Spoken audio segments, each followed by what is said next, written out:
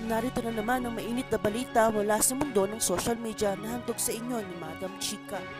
Isang matinding balita ang sumabog ngayong araw na ito, muling nakaharap si Senador Ronald Bato de la Rosa at ilang mga prominenteng personalidad tulad ni Senator Risa Hontiveros at ang mga controversial na media personalities na sina Raffy Tulfo at Mike Defensor Abante.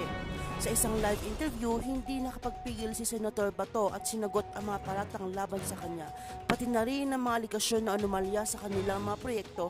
Ano ang mga pangyayari na nagbukas ng matinding sigalot? Alamin natin sa mga susunod na detalye.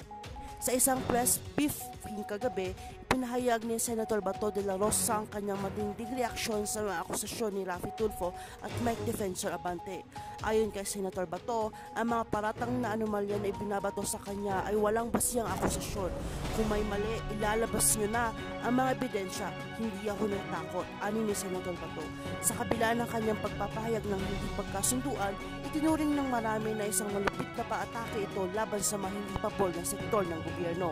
Muling iginit ni Raffy Tulfo ang mga aligasyon na hindi tapat na transaksyon sa proyekto ng gobyerno. Particular na ang iwas to at hindi mapaliwanag na paggamit ng mga pondo. Namin tinutulfo na ng ilang dokumento ng mga lumalala. Sa Mike Defensor Abante naman, isang hiwalay na pahayag ay nagsabi ng mga insidente na mamanipula sa mga filtrante ng ilang mga kasamahan sa mga bato sa gobyerno. Tinutulan nila ito at hindi ang susunod na investigasyon. Sinabi ni Senator Bato na ang mga paratang ni Tulfo ay Abante ay walang sapat na basihan at malisosyo lamang. Huwag niyo kung gawing scapegoat, dagdag pa ni Senador. Sabay banggit sa kanyang mga naging proyekto at mga hakbang upang tiyakin ang upang transparency sa mga programa ng gobyerno. Ayon sa kanya, ang tanging mga personal na agenda lamang nag-iimbento ng mga isyu ito upang sirain ang kanyang pangalan.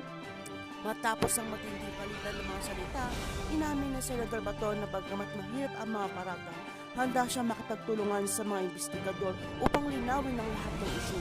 Nagbigay naman ng reaksyon ng ilang miyembro ng oposisyon, kabilang si Senator Risa Hontiveros na nagsabing dapat ipakita ng gobyerno ang buong katotohanan at hindi itago ang anumang anomalya.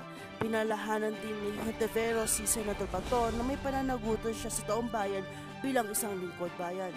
Habang sinusulong pang isyu sa mga Senate hearing at mga public forums, patuloy ang mga reaksyon mula sa publiko. May ilan na nagtatanggol kay Senator Bato, ngunit marami rin na humihiling na masusing investigasyon. Ayon sa mga eksperto, ito ang magiging isang malaking test para sa integridad ng administrasyon at para sa pagpapakita ng transparency sa mga proyekto ng gobyerno. Tinutukan natin na mga susunod na development sa isyong ito. Ano nga ba ang magiging hatol sa mga paratang laban kay Senator Bato at paano ito makakaapekto sa gobyerno? Abangan ng mga susunod pang balita.